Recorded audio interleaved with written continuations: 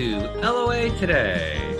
I'm Walt Thiessen. With me today is abundance teacher and money coach, Jody Lynn Creighton. This is your daily dose of happy. We are so happy you decided to join us today.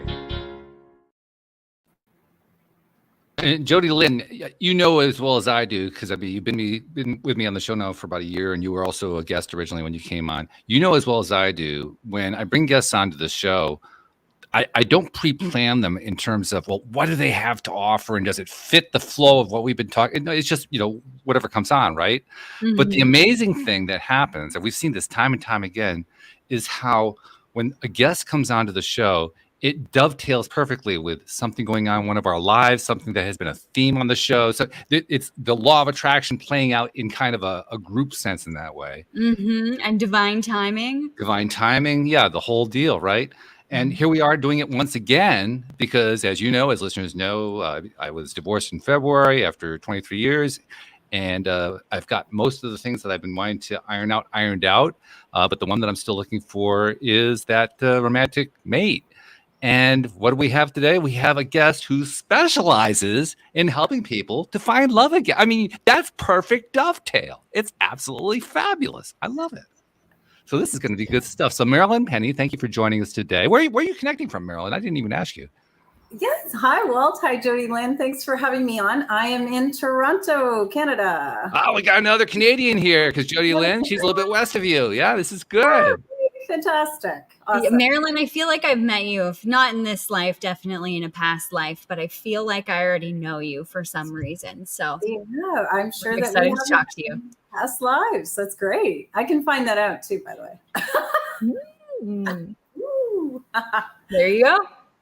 See, that's one of those things I always ask myself, do I want to know, what I was in a past life? Like, because, most of the time you hear a story about somebody telling their past lives and they were, Cleopatra or they were Achilles or, there was some major figure. They weren't Joe Schmo working in the farm, So do I really want to find out? It was Joe Schmo. Joe Schmo. Yeah. So anyway, Marilyn, tell us a little bit about how you got into this helping people with relationships thing. Well, honestly, I kind of tripped into it, to be honest. I have a background in hospitality. I'm a total business practical person. I was raised with religion. I'm Catholic, cradle Catholic, and for some people, a recovering Catholic because so, and I went through a lot of clinical depression. I left a 25-year marriage in 2015, and then I just started, finding things. I think it was like the law of attraction. I was starting to draw my spiritual journey in, and then realizing the experience that I had, life experience and work experience, I wanted to become a life coach. I felt that would be helpful for people.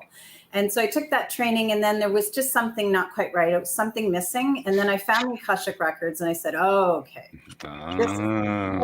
this is juicy. This is spicy. I like this. And so I started working with that, and then trained in how to read relationships. And then that was, the light bulbs just keep going off. So I'm like, okay, this is good stuff because, I left a 25-year marriage in 2015. And in 2020, I met a fabulous man. And hooray!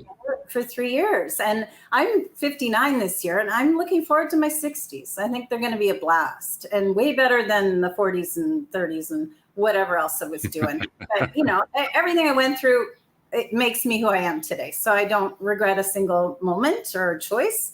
I just want to help people sort of smooth the path from wherever they are to their future.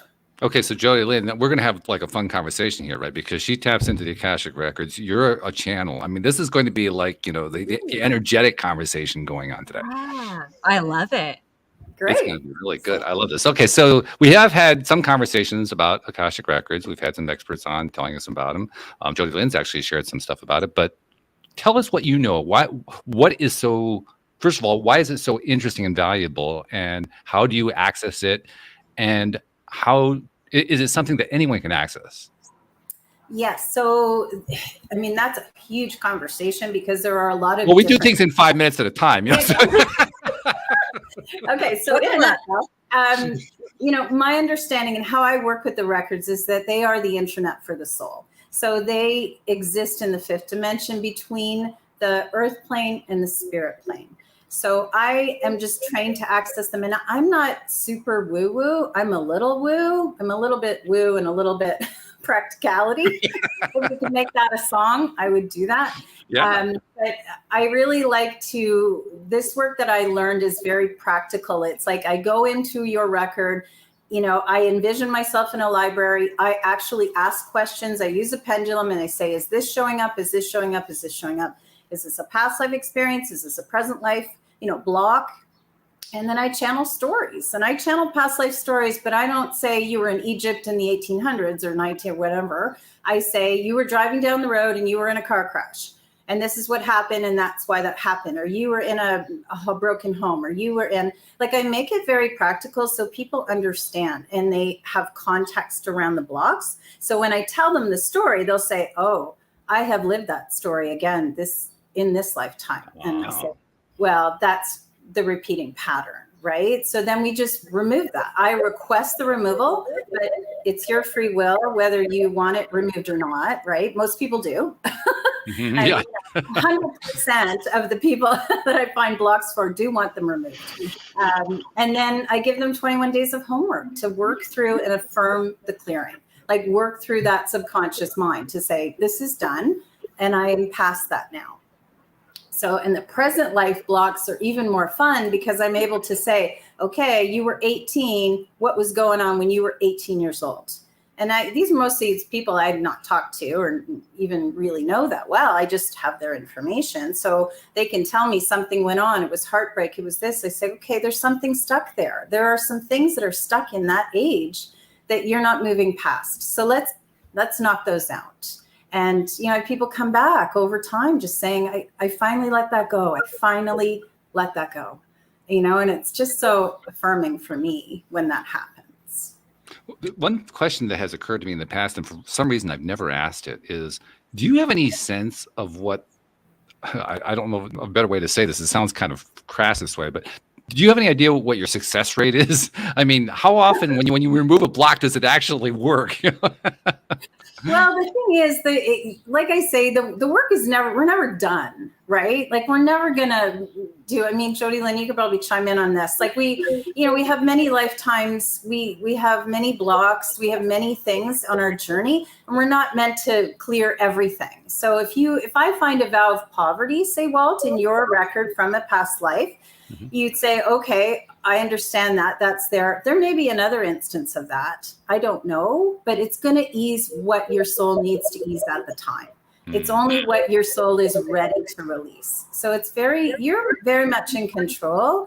And I always make that very clear to people that when you go to a healer or somebody, they're not in control of you. You are always in control of your level of healing, what you want to release, and new action that you're going to take.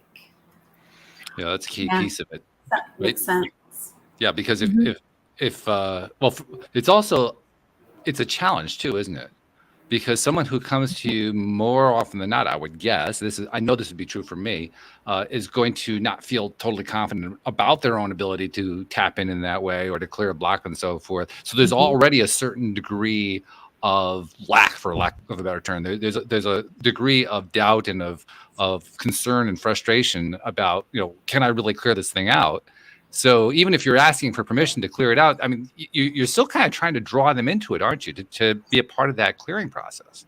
Yeah, and a lot of it is the acknowledgement. And some people are, a little hesitant at first to really acknowledge and get in there and say, oh, I see how that. Because some people are like, no, I don't think so. No, I don't think so. And then I just talk a little more. We chat a little. Well, how about this? Well, how about... Oh, and then you sort of say, oh, okay. And then, or they come back to me a week later, a month later, 6 months later and say, I get it. I get it now.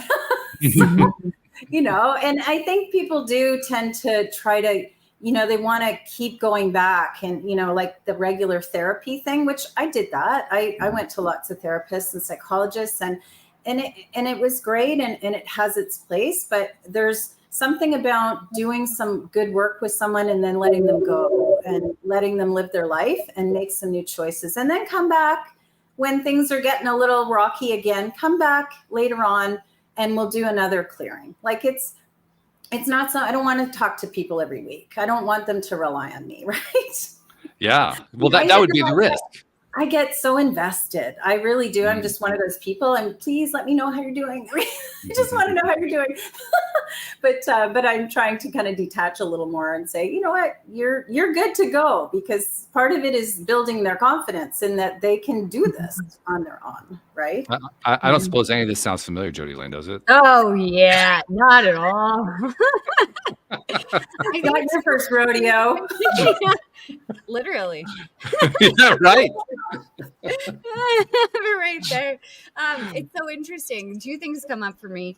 One of the things is that a lot of times our body, our brain, the way that we've been programmed is addicted to being in that cycle or in that space or in that energy where that block is. So it's like a natural groove that we've created in a record that's so easy to go back to, and almost like addicting. We want, there's something there that it's providing for us that we're getting out of it.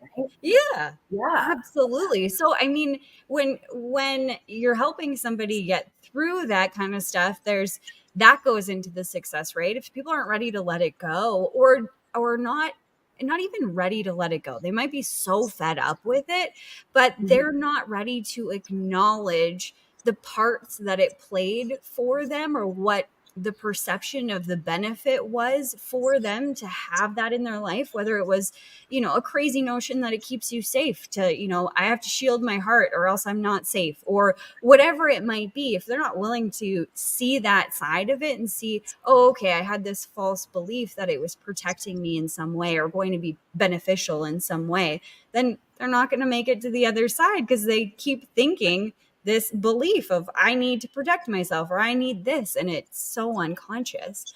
The other thing is, well, I was telling you about this book that I'm reading, Your Soul Contract Decoded, Right, and they have this beautiful picture in there, and it's talking about karmic patterns, and it's talking about the evolution of the soul and how it's a spiral upward, and there's a straight line in the middle with karmic patterns. So these patterns you will repeat over and over and over again, different lifetimes, and throughout this said lifetime, because you're meant to deepen that learning within yourself and that connection with the other side. So I think that even when my patterns show up again, I try really hard. It's not always perfect, because I'm human.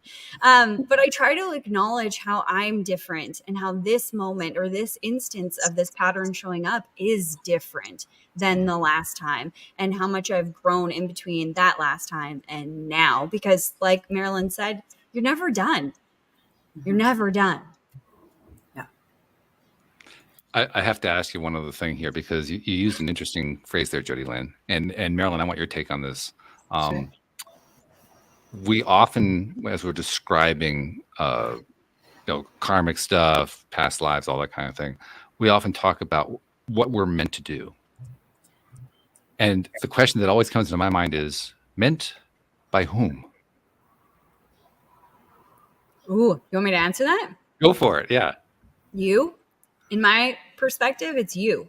Your soul, the greater you, has decided that this was your soul's mission, if you will, overarching mission, and then soul's mission for this lifetime. And those two things can be different, and often are different. So you decided before you came here what that mission will be. Once again, I'm asking myself, what was I thinking? I use that phrase, Marilyn, all the time. What on earth was I thinking? or my daughter says, I have made a big mistake. Yes.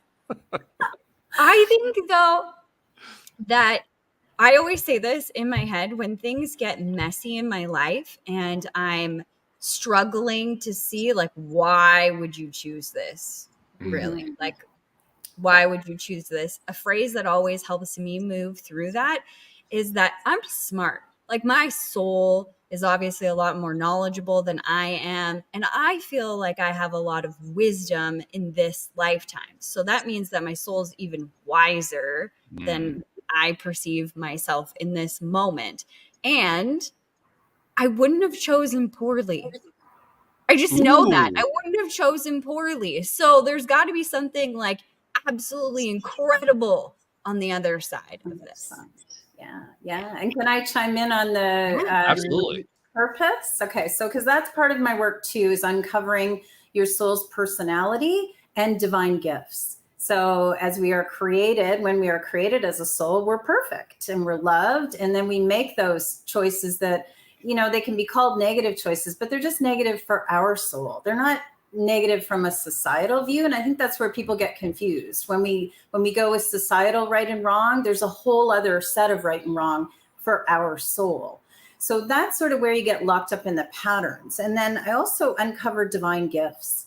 So you actually have divine gifts when you were created as a soul. So I'm able to tell you what those are so that we can see if you're actually expressing those gifts, right? So, I would suggest that you both probably have the energy of communication. That's one of your gifts. You need an audience in order to unlock your abundance, right? So there are other people who say have divine order, and that means they love beautiful things and they're artists. And sometimes I'll talk to somebody and who's an accountant, and I'll say, well, where is this coming from? And they, I wanted to be a designer, or I wanted to, and I just didn't do it. And I said, okay, so how can you now incorporate that a little bit when you're not working, you don't want to quit your job and go back to school if that's not practical, but can you take a course? Can you, do something on the side just to express that gift and try it out. And I think I've really helped people to sort of reframe what their gifts are, because there's a lot of stress out there, right? And that's a whole other topic, but just people they're unhappy and they don't know why. And it's part of it is you're not really living what you're meant to do. You might be super successful, but you might just be kind of unhappy. And that's, I don't like that. I don't want that. And I love the idea. I love the idea of trying things. Okay, you don't have to make a full career out of it, but you can turn it into a side gig. You can just turn it into a side hobby. It doesn't really make any difference, but you can try something. Give it a shot. You're going to know pretty quick if that's a line for you, because it's going to take off in some way. It's going to turn into something. I talked to someone a few weeks ago who started a podcast, and he's like, it just took off. He didn't mean for it. It was just a little venting thing, and it's going crazy. And I said, it's because that's what you're meant to do. You didn't realize. And he's like, oh, okay. Because he was in broadcasting and he left that and was doing something else. And he's come back around. And it's like, okay, so I could tell you why. I'm like, so it's really cool. So on the question of meant to do, did you agree with what Jody Lynn was saying, that it's meant to do by your own inner soul, so to speak? Yeah, when your soul was created, you decided what your gifts were going to be. And those gifts my understanding is those gifts come with you into every lifetime. So you're sort of learning each time you come, am I going to express my gifts in this lifetime? How am I going to do that? Because there's lots of different ways, right, that you can interpret your gifts. So absolutely. And a lot of, like when Jody Lynn's saying, when things are getting rough and you're trying to figure something out, and that your higher self is there with you, that you have universal love and support, sometimes you need to let go and surrender something. And I've done that. I've had total writer's block, and I'm trying to put something together. I'm like, okay, just go meditate, go take a shower, go take a walk. And then suddenly something will just click. And I was like, I was, because I was pushing a boulder up a hill. I wasn't going downstream, like with Abraham. I wasn't floating along. I was pushing and I was rolling, and it wasn't working. Yeah, we're really good at that with really bad results. Nothing is wasted, Walt. Nothing That's is wasted. right. But I think that's really fed into our society, or bred into our society, of like, go, if you want to be successful, if it's meant to be, it's up to you. And, you take work that out hard. of the You can only make money if you work hard. Exactly. Work hard. Yeah. No, I don't. You gotta I do don't something subscribe to that at all. Nope. Well, I proved that it was wrong, actually. I proved it with my own life. The harder I worked, the poorer I became. Yeah, it's true. It's true. And I totally defined myself by my job, my first big job. I worked in a big hotel, and I was a workaholic.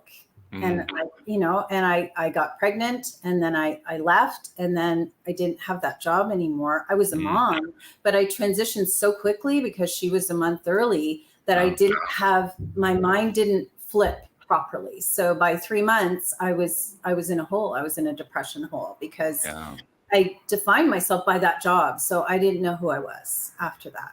And that so many people do that. They define themselves by something outside of themselves. And that's really, I was really thankful that I made some journey before COVID hit, because I lost my job again because I was in hospitality. I chose the industry that got killed. But anyway, but I was okay. Mentally, mindset, I was fine. I was like, you know what? We're going to make it through this. I have my meditation practice. I have yoga. I have my family. I'm okay, and it was, I'm grateful for that. That's fabulous. I love that. I also love something else that Jody Lynn mentioned a moment ago. She talked about how her soul would make a decision that wasn't right for her. And it really caught my attention when she said that. So I kind of took that to the next level and asked myself, well, if I am frequently replaying things that aren't doing me a good deed, they aren't helping me, clearly I'm not trusting, I'm not believing in that part of me that is making the decision to get there. And yet, as I look at conversations we've had here on the podcast, people talking about the traumas they've experienced and how they came through at the other end, and things got better, and it got so much better that they said, wow, I got this new discovery, I got to share it with the world. It's amazing how often those things that are so troubling, that are so frustrating, that we don't really trust ourselves on, but as Jody Lynn said, our higher self or our inner being or whatever you want to call it wouldn't lead us down the wrong path. It turns out it didn't, because we ended up producing results out of this horrible situation that blew our minds, but we could only see that, like 30 years afterward or whatever. It's amazing how often that plays out. You don't always get the answer, right? You don't always know the reason. Which tells me I half the time don't even know the question. Well, I think sometimes your soul's gonna make you or persuade you to make a choice that maybe you won't need to learn something from. So, because I've certainly made some choices that I'm like, oh boy, what did I do that for? And then looking back, I'm like, well, those were all parts of the puzzle. They were all what led me here. So I was supposed to go off the path because I needed to learn something over there, and then I need to learn something over here, and then I got back on the path, right? Like as long as you're always moving forward towards something, and that something doesn't have to be the ultimate manifestation or the ultimate goal. For me, it's just, who are you becoming as you grow and expand? As long as you're growing, as long as you're expanding and, opening yourself up, I think that's our purpose, really, is to live that. Yeah, I think so. Of course, no, that doesn't mean it's easy. I mean, as you're waiting for that path to play out and you're waiting for that result, the anxiety's there. I mean, it's not like the anxiety went away all this time. The anxiety is going to go away and I'm going to find out what the answer is. No, it's not the way it works. So you're dealing with all this crap while you're trying to get to that other side. But how much of it is like self-inflicted? Like 100% perhaps? I mean, yeah, exactly. Right? We stop thinking about it in terms of good or bad, or like this is a negative thing, or I'm bad, or whatever meanings we're assigning to it. Maybe we could have some solace in the meantime. Yeah. Well, you try to figure it out. You try to like, okay, this sucks. What is this about? Why am I doing this? Because we're manifesting all the time. So if you start miring around in that muck, you're going to get more muck. So if you kind of try to figure it out and say, okay, this is happening because of this, and that, and if I just do this, or I'm going to pivot here, or I'm going to just say, you know what, whatever lesson I need to learn, please bring it on, because I'm ready to move forward. So I think that's kind of how I see it. And I actually find great solace in knowing that I could be coming back again.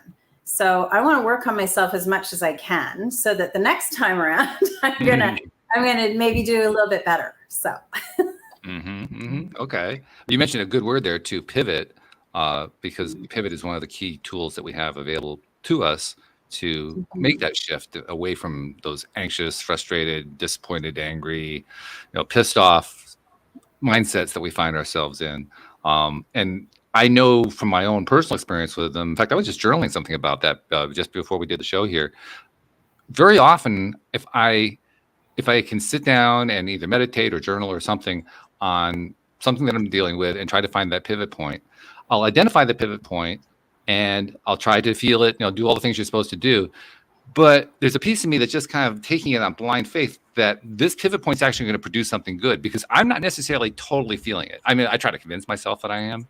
I try to convince myself, oh, well, yeah, okay, this is a good pivot. I can see it's got a positive curve to it. Yeah, that's going to work out good. But do I really, really feel it? No, not really. It's like, I hope this works. Well, and it's okay to have those feelings, like those emotions and that rage and anger, and, get it out, because if it stays in there, that's going to create stress and, ultimately manifest perhaps in your physical body. So you do want to, but you limit your time. You take that time and get that rage out and get that stuff out. But that's brilliant, Walt, that you're doing that. To take that a bit further is to write all that down and then sleep on it and ask your higher self, hey, you know what? Give me a sign. Let me know if this is the right way to go. And if it isn't, stop me.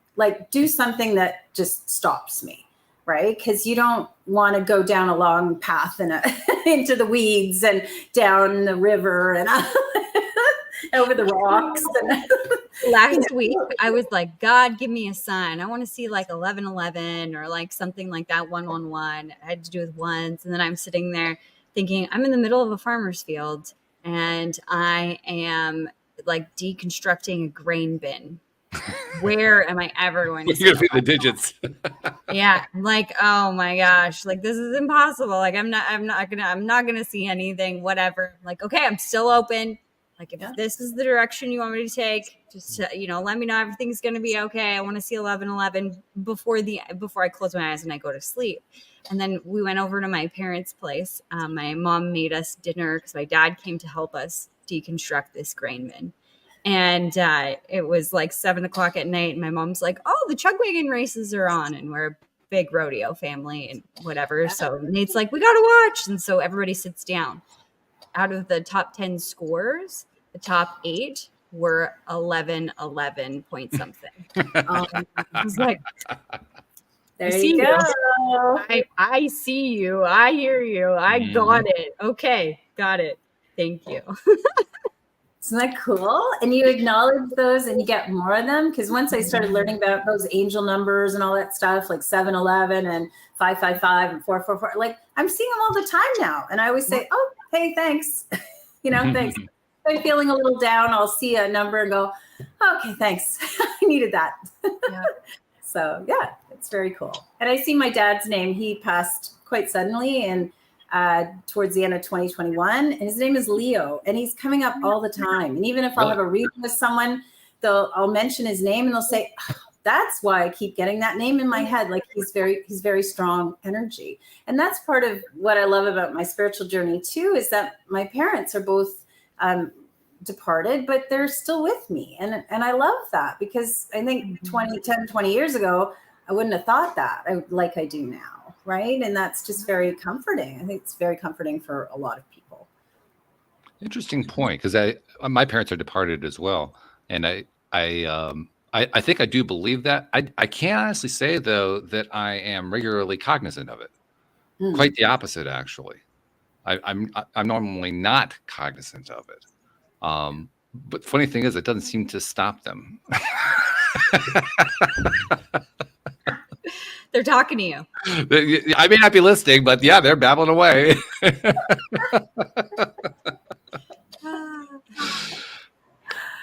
the only way I can say that I really feel like I know that is it isn't so much. I don't really get verbal messages. I don't get word messages. I mainly just get a feeling, and that's really a feeling of just ongoing support.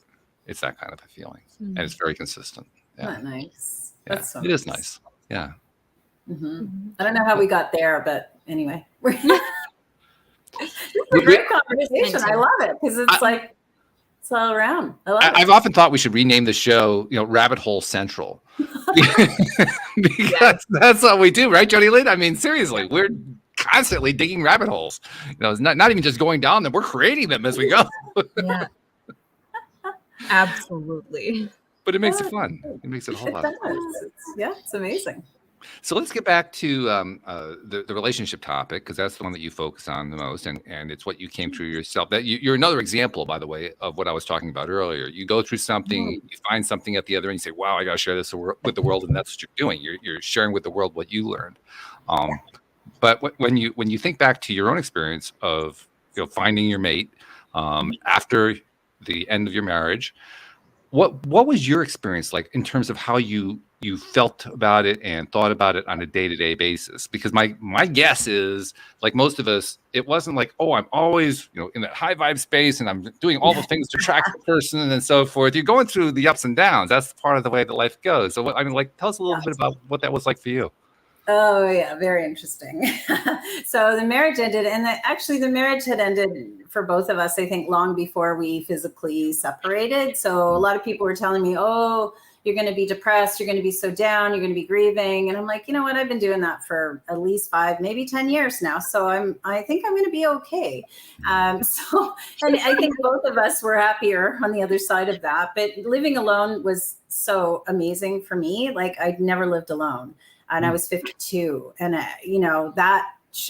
it could have been very scary, but it was actually very freeing. It was the first time coming from my parents' house to my husband's house to then living alone, being able to make my own decisions and finding out how does Marilyn like to fold towels? What does Marilyn want to have for dinner?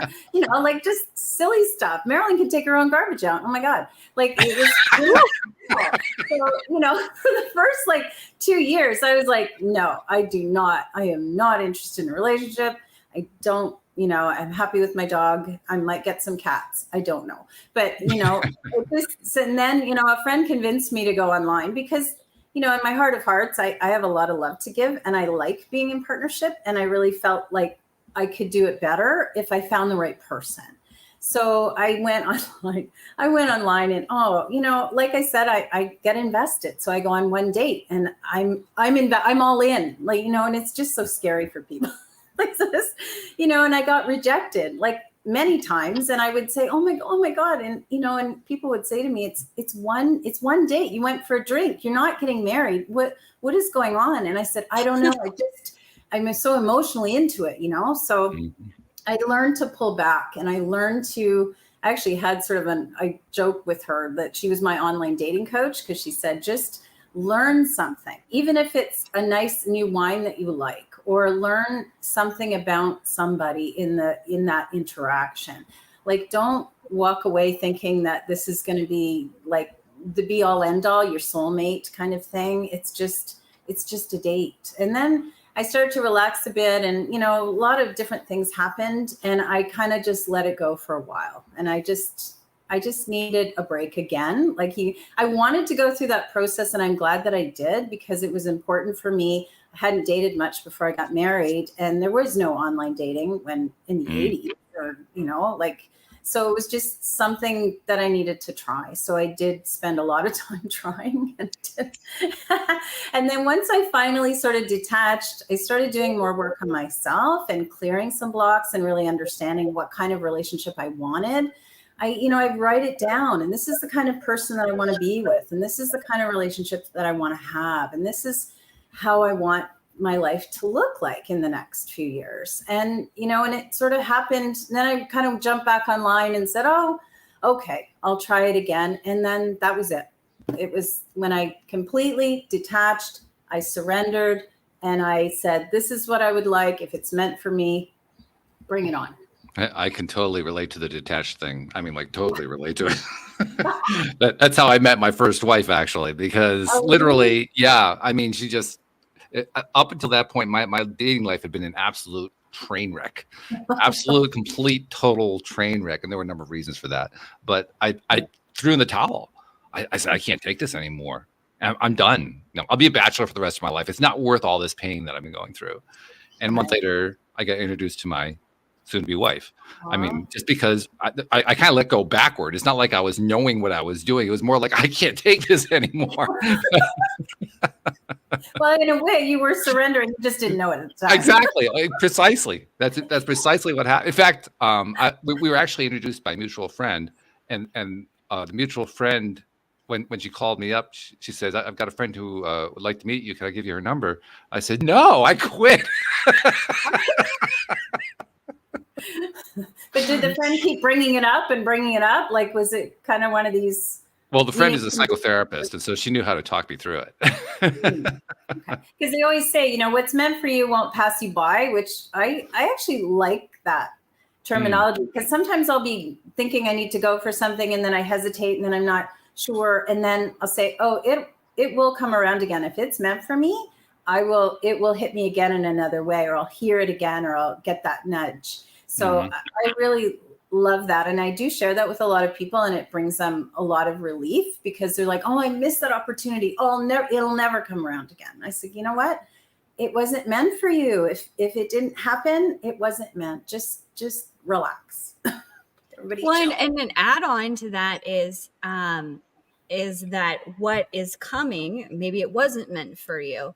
And what is coming is even better than you could ever imagine, or whatever that opportunity was in your mind. If that wasn't meant for you, like, I don't know why as humans we think that we would have picked shitty lives. Like, really? Would we have like, oh yeah, I'm going to pick pain, anguish, heartache, no good stuff. Like, I know that this is the land of contrast. This is the third dimension, but I don't think a soul would be like, yeah, let's do it. Like, I think that there is the contrast of both. Like, yeah, we wouldn't have chosen that poorly, I don't think. No, I'd like to think not. Yeah, for sure. Well, this actually ties into the conversation we had yesterday, because we were talking in the show yesterday with Joel Elston. We were talking about the whole idea that we create everything in our lives, which is a challenging idea, especially for somebody who's been through severe trauma. Especially if they were like a little kid, they had no feeling of control over any of it, and they had all this terrible stuff imposed upon them and all that kind of thing. How could that possibly be something that you created? And for me, actually, the harder one for me is somebody who goes through an entire lifetime with the same challenge over and over again, and they never seemingly get past it. Like, why would you choose to do that? That to me is actually harder to believe. For most people, it's the other one that's harder to believe, but that's the one that's harder for me to believe. Like, why would you even bother? Like, let's just torture myself for 70 or 80 years. I mean, that's what. And then let's do it again. And then do it again. Yeah. But like Jody Lynn was saying about that comfort zone, even though it's painful, it's comfortable. It's what you know. So if you're stuck in a trauma and you step out of that, that's uncomfortable, even though it might be better. And I think a lot of people don't realize that it's better over here. And they're like, no, it's uncomfortable, because they're so used to. And that's like people that continually get into relationships that are abusive, because it's just that they have trained themselves. That's how they wish to be treated. That's how they understand they're supposed to be treated. They haven't learned a different way. So that's why it's important to break those patterns. And that's why I think people just get locked into them. And it's hard to watch, because you can see it happening to other people, but they don't always see it in themselves and what's happening. Right. And speaking of that comfort zone, the other piece of that is really just kind of mind boggling to me is that, well, first of all, the comfort zone is almost never comfortable. I mean, it's kind of misnamed because there's nothing comfortable about it, but it seems, by comparison, when you're in it, it seems better than the alternative. So that's why it feels relatively comfortable. And the uncomfortable is to climb out of it. The really odd part about that is when we climb out of that comfort zone, we do it because on some level we recognize a primary fact, and that is we are the common denominator of our own lives. Yeah. How interesting that identifying that fact is uncomfortable. Yeah. Well, I think it comes with like blame.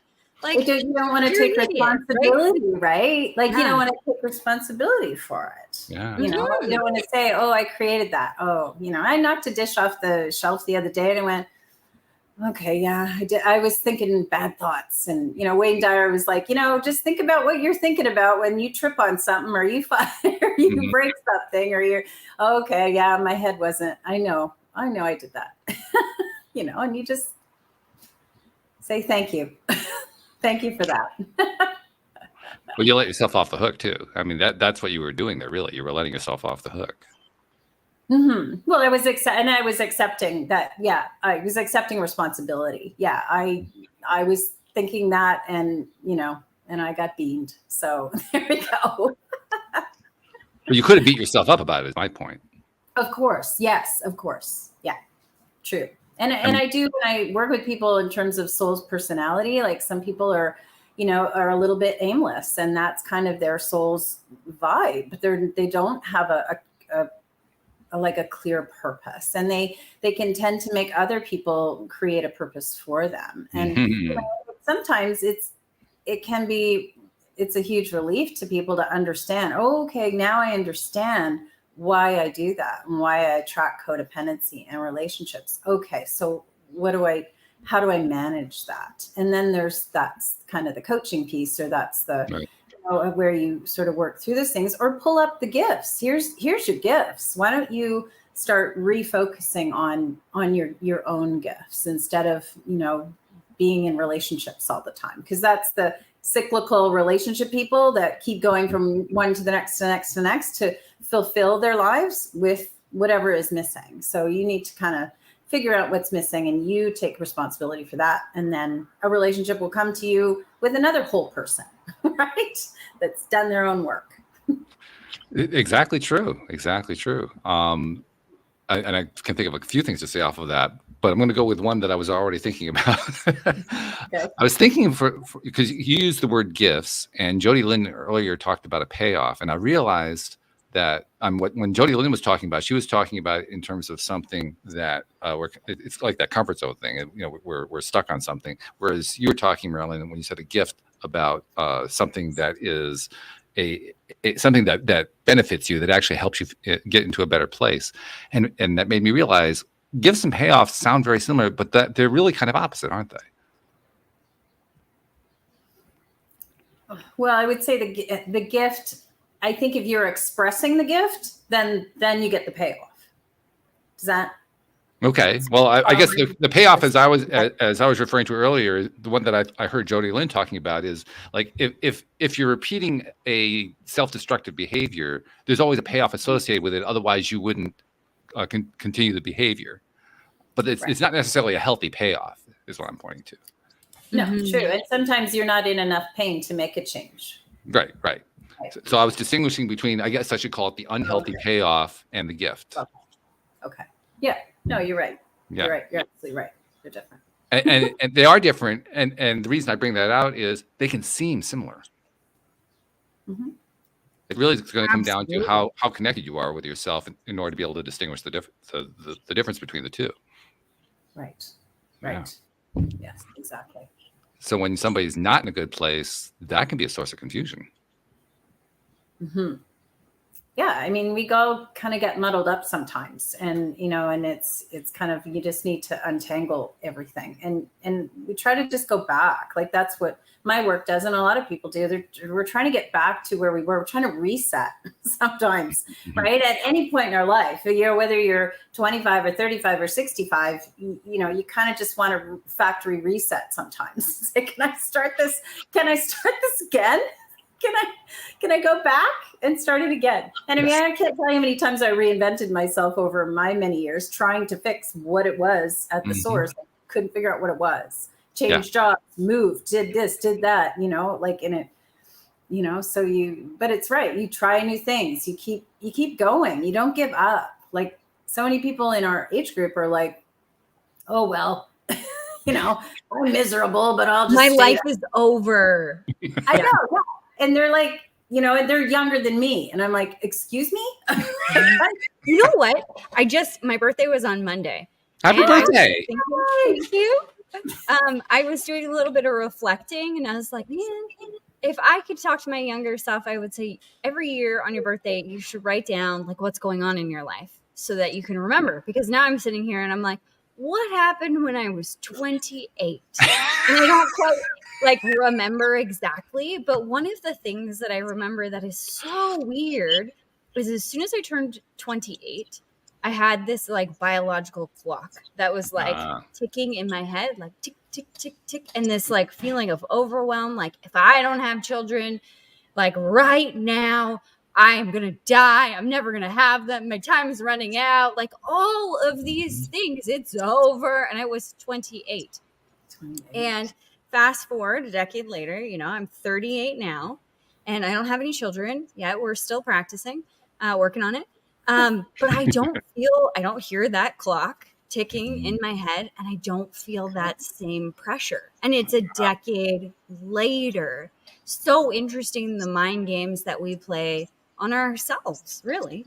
Well, and that's society too, right? Saying Definitely. that you have, you know, you have to do this and you have to do that. And I mean, I look at what I did. I mean, dating, you date, you get married, you get a house, you have a kid. I mean, I did it all. I did all that I was supposed to do and had the big job. And, you know, and now the kids are just, my daughter lives in South Korea. She's just having the time of her life. She's 27 and she's like, never had a relationship, don't care. It's great. I'm having fun. I said, oh my God, like if I can't even imagine doing that in my day. It was like, oh, you had to do all these things. And yeah, no, I think it's brilliant. I think it's going to get even better in the next generation. Well, it always does. I mean, that's the way generations work. You know, one generation comes along, then the next one exceeds it, and the next one exceeds that, and the next one exceeds that. I think we did kind of a pretty big leap between our parents and us, but I think it was like a mammoth, like big jump in this next generation. Like, wow, it's been a big, huge change. So yeah. I look back to my parents and their generation and the generation before that. My parents grew up in the Great Depression, and right. you know, I can't even begin to imagine what that was like, other than what I've read about it and what little I could get them to tell me about it. But they both my mom and my dad grew up in the depths of the Depression. They were both in families that were hit hard by it.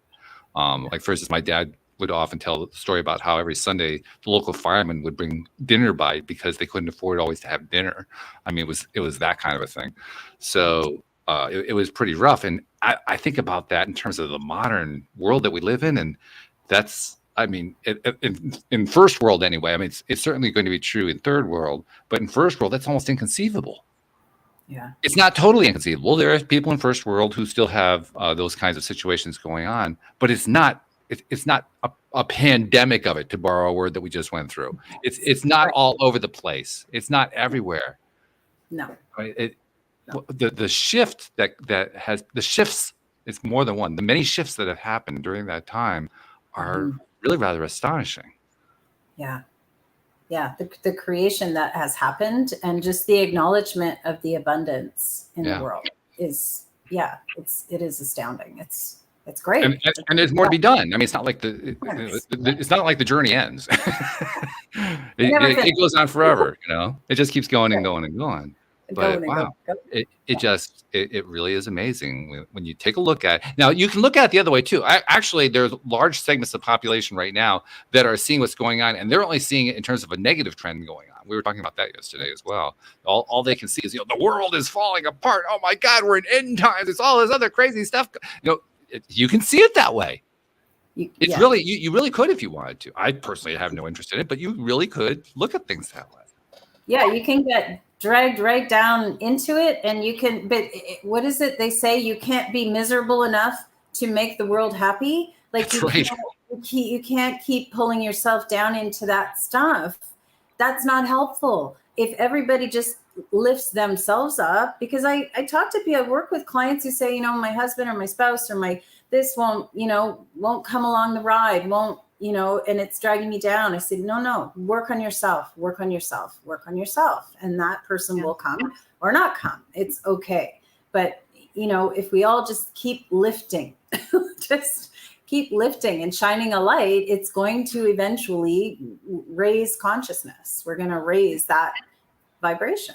That And when phrase you that go you just used. within, Oh, so go ahead, sorry, Joel. Go ahead. well, No, I go. was just going to say, when you go within, you change the external world, your current reality. The most powerful example I have in my own life is my relationship with my mom. Like, we butted heads. She was mean to me, and all the things brought me down, couldn't stand her. All of the things were more alike than I actually realized. But when I started to do the work on me, and I started to forgive her and let go of some of those things, and the more that I worked on me, the more she changed and our relationship changed. And now we're friends. Like, I live down the road from her and my dad, and we're like good friends, and we hang out all of the time. Sometimes she still irritates me, but she doesn't pick on me, and she's not mean to me the way that she used to be back in the day. Isn't it interesting how that works? I love that. I mean, that does play out often, but isn't it interesting how that works? Because you worked on yourself and it actually affected her. Absolutely. The vibration was completely different.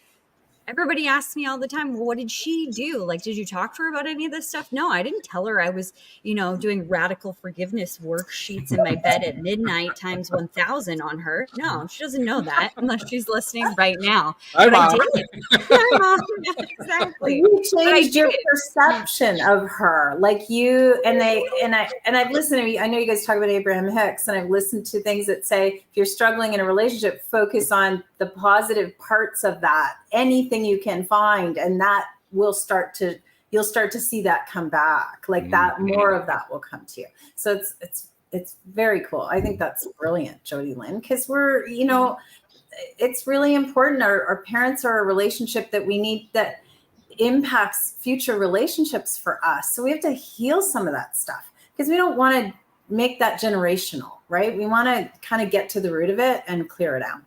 And that's part of, And, well, this is a good one for you. We chose our parents too. Oh my God! So we wouldn't have chosen poorly, right? We would have chosen to learn something, experience something, I don't know, for the greater good. Right. There are some people who have been through some really rough stuff with some really rough parents, and who are going to have trouble with that. I'm sure there will be, but I tend to agree. I mean, it's one of those things that's uncomfortable, but I kind of have to agree with it.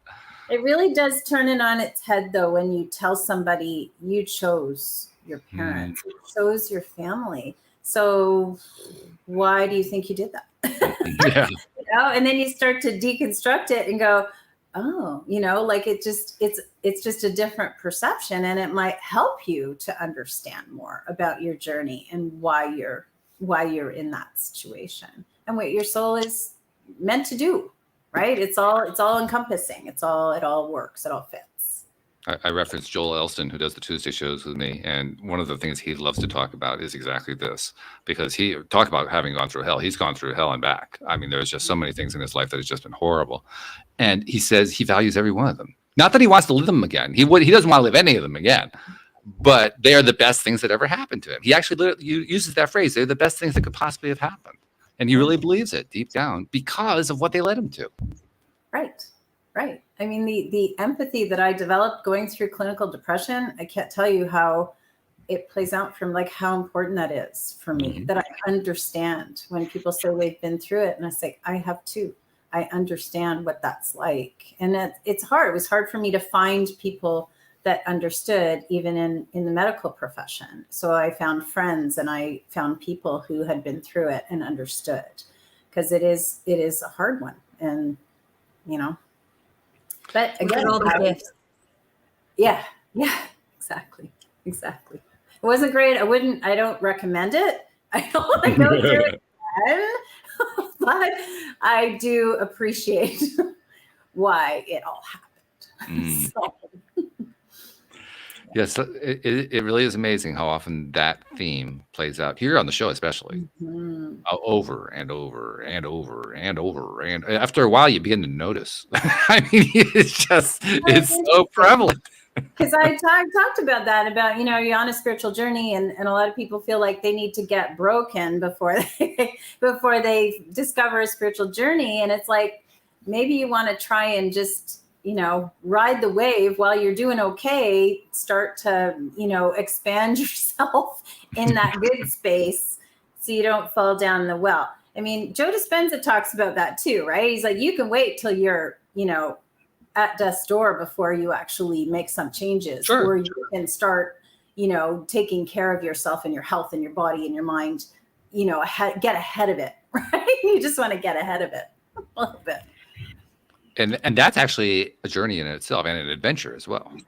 Mm-hmm. That's what I've been discovering, because that's been a big deal. Well, particularly since the divorce, because with the divorce, everything, goes, when you have that kind of a major change, it's like everything in life is thrown up in the air and it's all out of whack and so forth. And now you're trying to piece it all back together again, which I have largely been doing successfully. But in the process of doing that, you kind of realize it's just, it's crazy.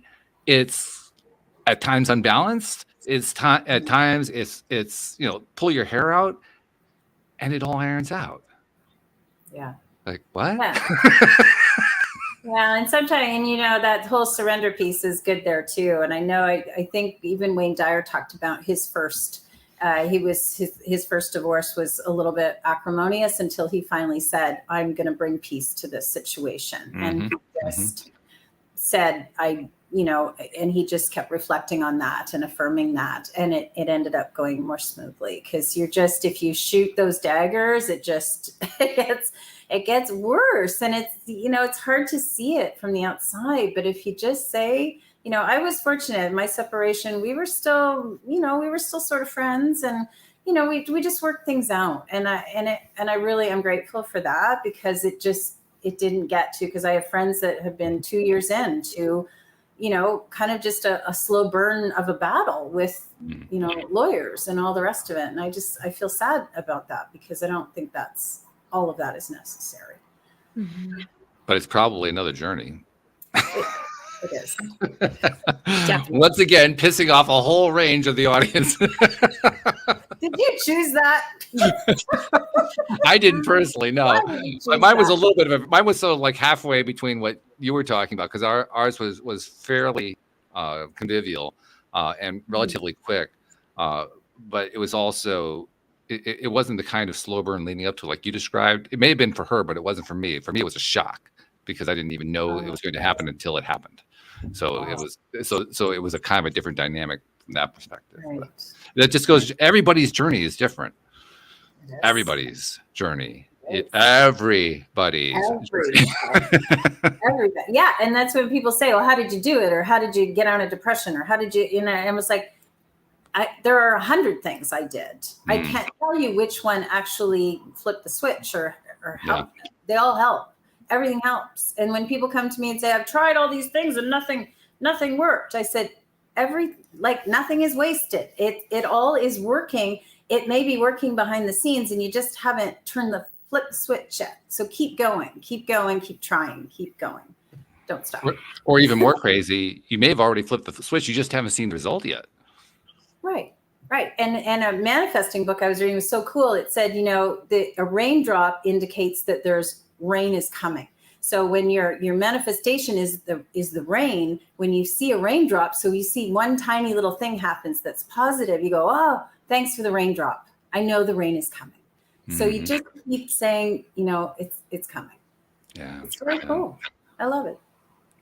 I love this conversation. The sad part, it's almost over, but we got to do a couple things before we finish up here. First of all, you have a program, Finding Love Again. Tell us about this. How do people, find out? How do people find Finding Love Again? Well, my website is lifeguidecoaching.ca for Canada.